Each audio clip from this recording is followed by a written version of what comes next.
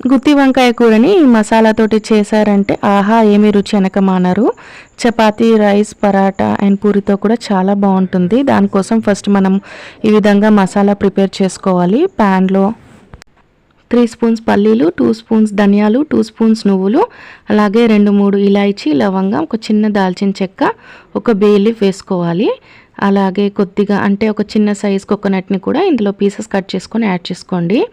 అలాగే కొద్దిగా అల్లం అండ్ 1 ఆనియన్ని ఇందులో యాడ్ చేసుకొని బాగా రోస్ట్ చేసుకున్న తర్వాత చల్లగైన తర్వాత కొద్దిగా వాటర్ యాడ్ చేసి పేస్ట్ చేసుకొని పక్కన పెట్టుకోండి. ఇప్పుడు స్టవ్ మీద ఒక ప్యాన్ పెట్టుకొని 2 స్పూన్స్ ఆయిల్ యాడ్ చేసుకొని వంకాయలు మధ్యలో ఇలా కట్ చేసుకొని మనం చేసుకున్న పేస్ట్ని ఇందులో యాడ్ చేసుకొని మూత పెట్టి కాసేపు మగ్గించుకోవాలి. మన వంకాయలు ఆల్మోస్ట్ మగ్గిపోయాయి. ఇప్పుడు ఇందులో రిమైనింగ్ పేస్ట్ అండ్ కొద్దిగా వాటర్ కూడా యాడ్ చేసుకోవాలి. ఇప్పుడు రుచికి సరిపడా సాల్ట్, కొద్దిగా కారం, పసుపు, చింతపండు, కరివేపాకు యాడ్ చేసి మూత పెట్టి కాసేపు మగ్గించుకుంటే మన కర్రీ రెడీ.